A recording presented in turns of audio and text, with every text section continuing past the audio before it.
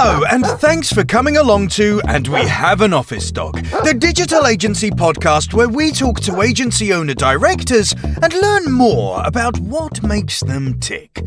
From the things that make them similar to the things they'd rather have known sooner, where they've had success and where they've learned some hard lessons. All will be revealed with your host, Chris Simmons, the agency coach, and he'll be talking to a different awesome agency person in each episode, asking them 4 questions and seeing where the conversation takes us over the next 25 minutes. Okay, so let us begin. Over to you, Chris. Thanks, voiceover guy. And on the podcast today, we've got Darryl from Hard Numbers. Hey, Darryl. Hey, Chris, how you doing? Not too Lovely bad, to thanks. have the opportunity to speak to you. Well, we've only been trying to do it since April last year, mate. So we got there. Got there in the end. Good things, or at least mediocre things, come to those who wait. Chris. Well, very modest of you. So I can see we're going to have a few laughs in this episode, everyone. So, Darryl, you work. You're a co-founder at Hard Numbers. Tell us who are Hard Numbers and what the heck you do there.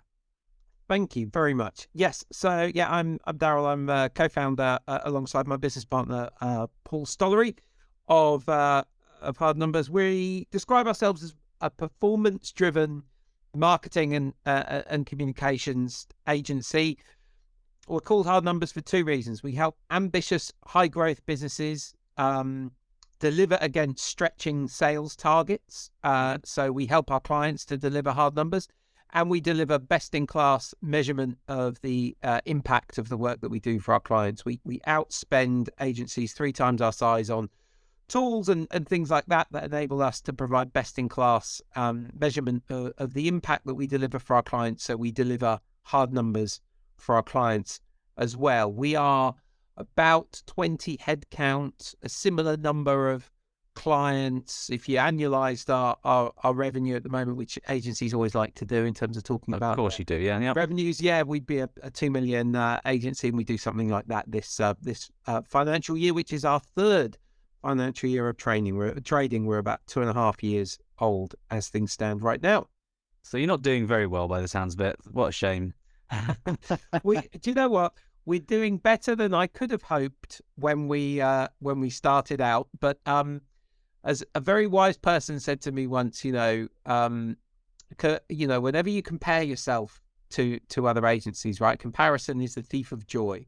There will always be a bigger fish out there. There's always an agency that's growing faster than you. There's always an agency that's won a great big blue chip brief that you would have loved to have won the previous week or whatever. That's kind of the nature of the agency business, right? Absolutely. I love to, when I'm working with new agencies, I love to start things off with, why are you doing this? What's the purpose of it? And then that's where you compare everything to afterwards. Yeah. If you like you say, if you look on Twitter or LinkedIn or something, it's the same as with Facebook or Instagram. You're always seeing the version of someone on holiday, essentially. You very rarely get to see the real version of what goes on. Everyone knows in most agencies there's a fire once or twice a week, maybe longer.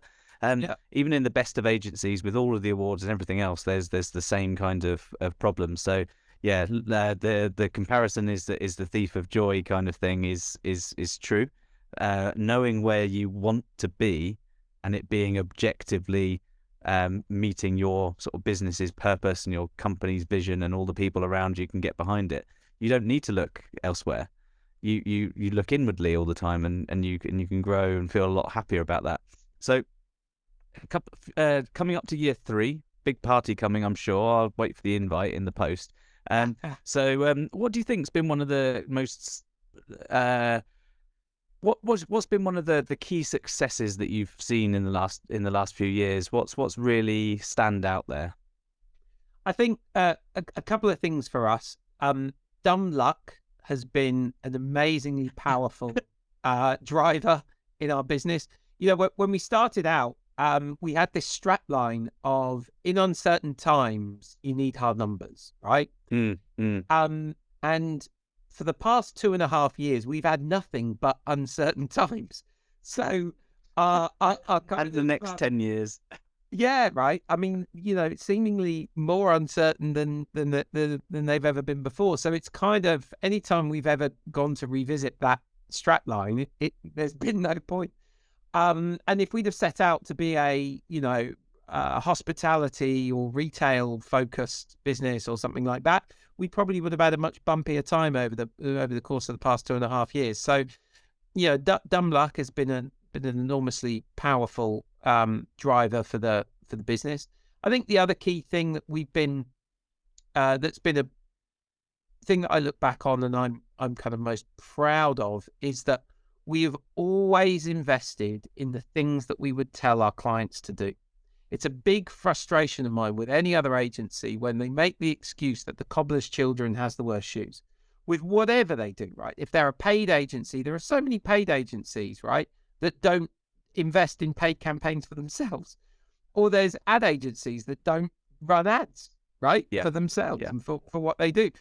And all the way through, since we started, we wanted to have a strong presence on social media, both personally and as a business, particularly LinkedIn and Twitter, because they're the kind of B2B channels, and we're primarily a B2B business. We're about 10-15% B2C, but primarily B2B.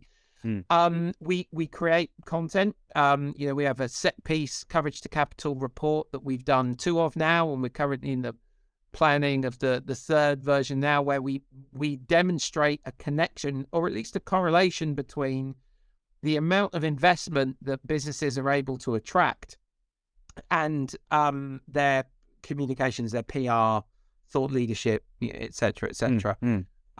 We've been very lucky to partner with a great research partner, Karma, on the first 2 of those.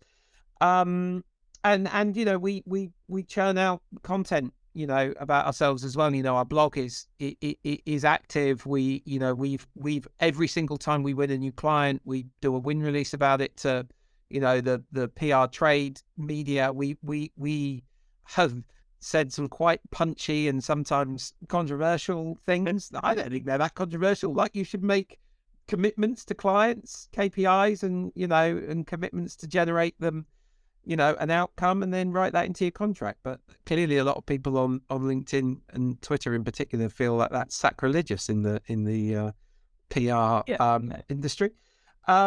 We certainly need to be careful, but if you know what you're doing and you know what the outcomes that you are creating can generate, you're not going to promise something you can't deliver. 100%. Equally, you're not going to promise something which has many, many, many more outside factors than you can control. So when you make a promise or a commitment in a contract, it's something that within 9/10 of all control you can deliver. So that's reasonable. I would argue that quite a lot of the people that have I challenge you to look back on that LinkedIn content and see the types of people who said that's not a good idea are mostly SEO, because if they're paid, they don't know how to work paid, because paid is numbers in, numbers out. Yeah, it's interesting actually. I think a lot of the on that very specific piece that led to us getting, we had a write up in PR Week about it and all the rest of it, but it was from my business partner as well, Paul, that kind of kicked off that discussion. A lot of freelancers in the PR space were really, quite critical and said some really, strong stuff about us. Some of them I have interacted with previously, which I thought was there's a distinct aversion to accountability in many areas of the industry. And I think that might be the chord you struck there. Yeah, maybe interesting. But yeah, so in summary, Chris, we've been lucky, and we've consistently invested our time and effort and marketing budget and everything else on the things that we tell our clients to do. And funnily enough, that's thus far, touch wood, paid off. The other thing that we've been very fortunate with, and again is something we'd recommend to our clients to do in the right way, with the right strategy, for the right reasons, in the right places, is invest in awards and to gain recognition for the for both the agency and the work we've done. In our first 2 years, we kind of really aimed to build the name for the agency by winning Best New agency awards, and we won 5 of those in our first 2 years, which we were really happy with. So the CIPR Excel Awards, the PRC Deb Regional and National, the UK Agency Awards, and the PR Moment Awards. So we were chuffed with that. And then we can continue to consistently make an investment in awards. So this year is our most expensive year of award entries so far, as we're trying to broaden out the kinds of awards we go for and win more for, as much for our work as an agency and the work we do for our clients as we have previously for us as an agency. So that's another thing that we really quite a nice litany of successful acts there and outcomes. So if you could go back in time though, when you and your co-founder were starting out, and you poofed into existence, I can see the Flash or Daredevil behind you, but I'm hoping it's the Flash, so this analogy will work really well. You've gone back in time and you've created a flashpoint for yourself, which is essentially you being able to talk to yourself and your future co-founder, give yourself one piece of advice. What would you tell yourself? I love that you've used a Flashpoint reference there. I'm a huge comic book geek, and Jeff Johns' Flashpoint was one of a great Flash storyline. So thank you for that. I'm going to give you 2 answers to that question. One slightly flippant, one slightly more serious. I would go back and I would shake myself and any other agency owner I knew that I've spoken to over the previous 20 years of my life, and say, why didn't you tell me it's so much like hard work? There are easier ways to earn a living than to do this, particularly as someone who's earned much of their living, as a business development director for various businesses of various sizes and shapes. That was the serious answer, right? Not the flippant. Yeah. That's serious. Yeah, the more flippant answer is coming shortly. But it's a constant seesaw in a business where it's where the asset. I've worked in businesses previously where the asset is not the people, the asset is the technology or the IP or the client base or whatever. In an agency business, that asset is unquestionably the people for the vast majority of the value of the business and for the vast majority of the life cycle of the business. And as a result of that, you have a constant tension between your talent pipeline and your sales pipeline, and that's been the tension that we've had throughout our existence. I think my business partner Paul would say in COVID, if we had our time again, we would probably have been a bit braver in terms of putting the accelerator down and hiring more account manager / senior account manager level staff to bring into the business, which would have helped us maybe further accelerate the out of that period of time and grow even further and faster than we have today. But hindsight is 2020. And to have been, to have the confidence to do that, really, really, requires a vision that would have gone beyond just the numbers that we were seeing day to day, week to week. So we don't beat ourselves too much about that. But if we'd have been a bit braver in terms of, hiring and scaling the business, we might have, run further faster. Okay, so a little while ago you mentioned dumb luck being one of the successes. Yeah. What's dumb luck not done well for you in the last 3 years? What has been something that you've gone, crap, we should have really thought about that a bit more? Yeah. Where have we been unlucky? Where have we just been dumb and unlucky? Where's the done unluckiness come in? Yeah, that's a great shout. I think I think it's not necessarily luck for something like this, but you will always know when you look back at pitches you didn't win, you knew the reason you weren't going to win it when you were pitching it. And to have been more critical and more careful about the things that you invest your very limited, time and resources and effort and thought and care and attention into, you've really got to view pitching as a real investment. I think agencies, I'd love to, I don't do it ourselves, and I'd love to try and come up with a calculation for how much does it cost us to pitch, a small, medium and large size, business in terms of time and effort and resources and all the rest of it. To then think, okay, well, imagine if that was actual money we had in our bank account, like right now, right? Yeah. What are the things we would invest money like on doing it? And I think if we had that view, there have been things that we've pitched where we have a particular business model. We don't we don't do our timesheets. We don't sell our services by time. And so what that means is when we deal with a very, very procurement-led processes, we don't, when we get sent a spreadsheet that says fill in your hourly rate for each level of member of staff that's going to be on this account, we don't do that. We don't fill that in because that's something we don't do. And what we should have done in retrospect is have another way that we could have given data points to our prospective clients who are in the procurement function of the business.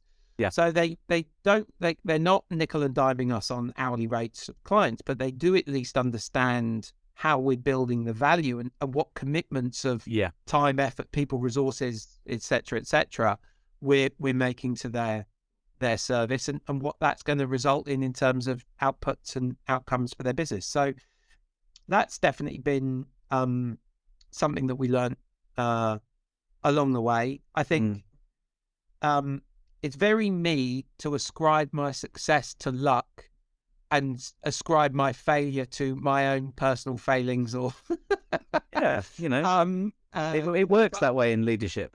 Yeah, 100%. And also I think that number one thing as well, that like you're the captain of your ship, right? If you didn't succeed in something, then the first place to look is in the mirror and think, okay, where did I go wrong? How could I have achieved a better outcome for myself, for the agency, for our team, and for our clients? Yeah, I think from a leadership point of view, you bang on. There's a few things which, when I'm working with different agencies, all agencies are the same whilst also simultaneously being completely different. But when it comes to pitching and when it comes to selling and that don't sell on the hours thing, totally agree. Don't if anyone's listening to this and you send in pitches or proposals to clients and say it's this many hours a month, start thinking about how you deliver that, because you're not selling hours, you're selling years of expertise. You're not selling a time-based commodity. You're selling intelligent thinking and planning. You're not selling these things. So I would argue that knowing your hours used internally, so time tracking, is great for utilization rates. It's good for planning ahead. It's good for hiring. It's good for sadly firing. It's fantastic when you know how much people cost the business in terms of their time, because then that helps potentially with things like how much does a pitch cost. But it also means that when you're composing a plan for a client, you can tell the procurement team, similarly to how you do, Darryl, with here are the things we're going to accomplish. You can bill on outcomes, not inputs, and framing things correctly as you're pitching to people allows that to not be a red line in a conversation later down the line at the procurement stage. But there's so many different ways you can do it depending on what you're selling, because if it's PR, it's very hard to because it does take a lot of time and a lot of effort. If it's PPC, it's not as hard in terms of quantification, because it's this many hours roughly a day. But you're right, it's awful to be sticking hours in a procurement contract, because you do end up having, can you give me a plan for how long this is going to take to do? And how many hours have you done this month? Can you give us a timesheet and all those sorts of things? That's conversations you shouldn't be having. So over the last 3 years, you've learned a lot for sure. Over the last 3 years, I'm sure your co-founders learned a lot as well. What if someone's listening to this right now? What one piece of advice would you give them just as they're starting the process of setting up their agency? Invest in best of in-class accountancy, advice, support, counsel, and monthly management accounts. It's every single agency that I've interacted with over the course of the past 3 years that has not really taken off.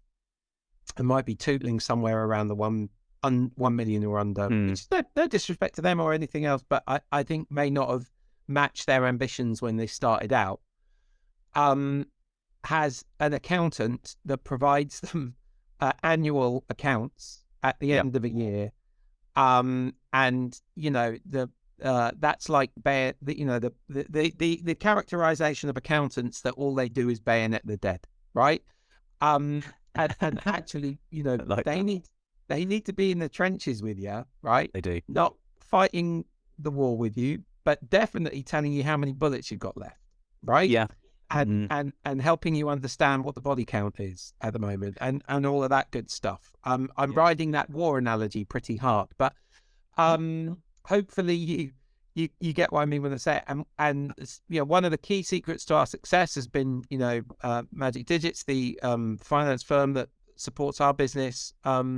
That every single month we get a pack from them that tells us how we're performing, what our cash flow forecast is, what our sales forecast is, all that other good stuff. And that has given us a platform to make real decisions about the business month to month that have helped support the growth of the company. So that, I think, for anyone, I'd encourage them to look at getting a proper level of financial support for the business straight away, rather than just getting an accountant to do the stat accounts at the end of the year and file them for them. I completely agree with you.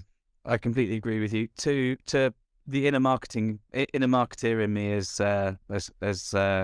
reworded all of your advice there into, Darryl says, get a good accountant so you know your hard numbers.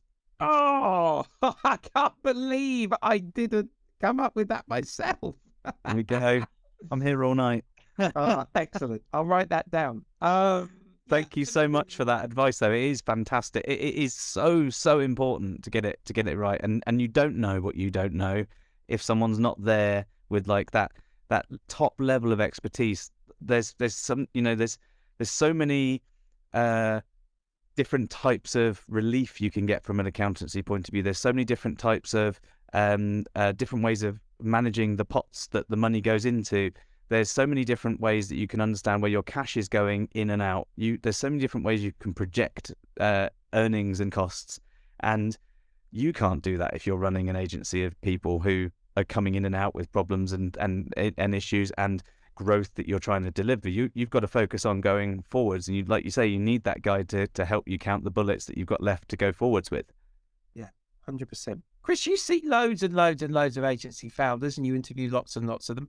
What's the most commonly occurring piece of advice that they typically have when they would be at this point in time, episode 60 this will be of the podcast. The majority of, if you were to distill all of it down into pillars of advice types, I think the majority of them will be focused around confidence, around being confident to go forwards, being less risk prone about making decisions, and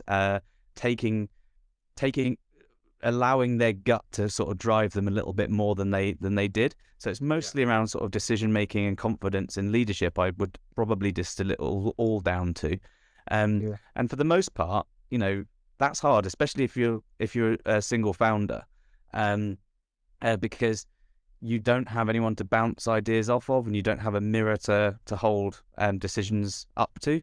And little OMG Centre plug here. That's what we do. we're here to help in whether it's owner, founder, co-founder, etc. Hold decisions up to like some critical thinking scrutiny, and that helps people have that confidence to take a step.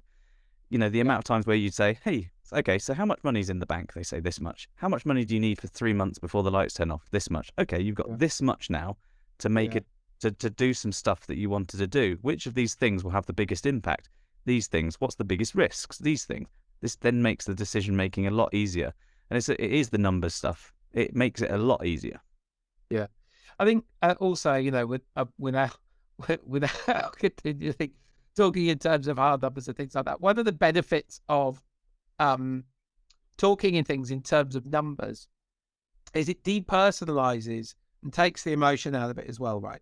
Absolutely. It makes it slightly less of it. You know, when you look, one thing that we do is look at our clients and think, okay, well, how much revenue are we getting per client, and then benchmarking that, you know, against, you know, what we would want our new, you know, inbound, like retained, you know, client level to be at, and looking for opportunities to potentially, if there's clients that aren't paying us enough money, you know, monthly commensurate to what we'd expect to be bringing in from new pieces of business, you know, having an honest conversation with them about either A, moving them up to that level, or B, moving them on to an agency that's more probably right sized for them. Because, you know, so there might well have been instances over the course of the past, you know, 2.5 years where we won a new piece of business at one particular level, but we've grown as a business, you know, now, and so, you know, we might not be the right sized agency or with the right, you know, service portfolio or the right team for them with the kinds of things that they need to do on a day-to-day, week-to-week, month-to-month, quarter-to-quarter. Absolutely. And, you know, if you go back to the analogy of the ship's captain there, in an old style galleon, you know, going across the sea, you've got your numbers, you know where you're going, and you know what the course corrections and the steps will be along the way. You don't add into that plan the scary bits where there might be a sea monster. You just know there might be a sea monster, but it's easier to compartmentalize that sea monster a little bit when you know that you've got to have certain waypoints along the journey, and having a maths-based part to your strategy that is almost like a very, I mean, you'll love it, but a very dull spreadsheet of numbers everywhere that all mathematically add up and allow you to see what changes as those scorecard numbers come in from your management accounts. You then add in additional steps, layers in there around the team's values, around leads, sales qualified leads, marketing qualified leads, and converted leads, and you start to see the picture come along to the leading measures of success indicate that we will hit our target for this quarter or this year. Yeah. And if you don't know those things, then you will just keep just pushing, and it may well be that you just happen to be a force multiplier effect because of your grandeur or your size or your scale that you've got now.